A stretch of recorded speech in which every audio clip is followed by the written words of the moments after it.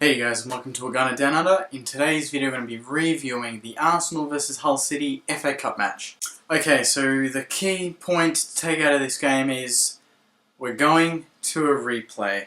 I know, you don't really want that to happen. I don't really want that to happen, and I'm sure Arsene Wenger didn't really want that to happen. But in reality, it bloody happened. We had 70% possession for much the entire game. The best chance probably fell to Hull City in the end, towards the end. Great save, or lucky save from Ospina. The guy just kind of kicked it straight to him.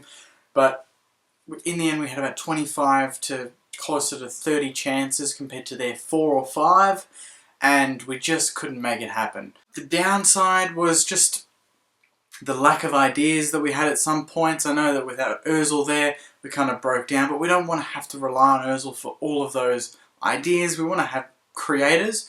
Iwobi did his best, and to be fair, he was probably close to man of the match. He tried to make something happen, and every time he got the ball, he turned and immediately ran at the Hull City defence. And because they were playing so deep, it did cause us some problems, but when Iwobi's running at them, it creates space for everyone else, because they're coming at Iwobi to try and close him down, which releases the likes of Campbell, Welbeck and Walcott. We've got Barcelona midweek. We made 9 changes, but with the 9 changes, you're expected to a bit better than that. I mean, we've drawn to Southampton at home recently. You know, we went on a couple of games where we went on a 3-game no goal scoring streak, which wasn't great. We lost to Chelsea at home. You know, our home form isn't great, and I'm not sure if it's the fans or if it's the players that have this pressure, or it was just the changes, and we got Hull City on a day where their keeper was going to save everything.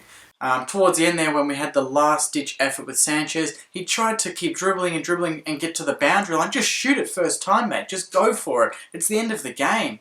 I don't know why he's trying to mess around, and I thought that was something that we tried to do too often. We tried to score the perfect goal. I haven't had to say this for a long time, but we were really frustrating in that aspect. The 1-2s when there's, a million players in the box. They're playing deep.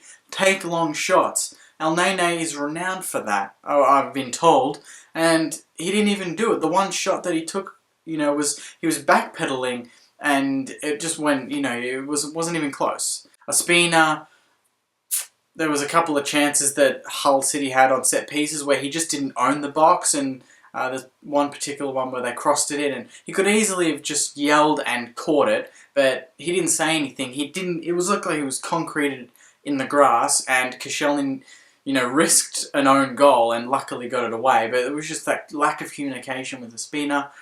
It was just overall a really frustrating game, and the fact that we have to go and play a replay now when, we might have Champions League and some title-deciding matches. I'm not sure what date this is going to fall off. Comment below if you actually know that. But if it's going to fall on a game where we're going to go travel to Tottenham or one of those really tricky fixtures that we just want to have, a good week to just recover, train and prepare for that, that's going to be a test.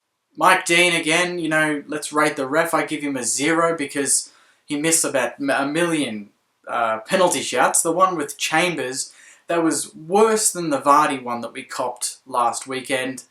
He clearly got taken down. The guy didn't even get the ball. The Hull City player did not even get the ball. Chambers goes down, that's a penalty. Even at the end, Mike Dean is shaking all the Hull City hands and he's laughing and he's smiling. He clearly hates us. We know that, but try to kind of hide it. Don't make it so obvious. Anyway, guys, that's kind of my little rant for the match. It was really frustrating. I know we've got one eye on Barcelona and then we've got another eye on Man United, and we're resting players, and we didn't want to risk Sanchez, we didn't want to risk Giroud. Ozil wasn't even on the bench. Chamberlain came on and didn't really do much. It was just an overall really frustrating performance, and I think Arsene Wenger, honestly, if you had asked him, he would have wanted that game done in the first 45 minutes. He didn't want to have to think about the second half, but he did, and Hull City, to their credit, fought. They were managed perfectly. They sat deep. They hit us on the break towards the end there, nearly got the winner, which would have been, chaos for us. But now we really have to move on to Barcelona. It's going to be massive, absolutely massive.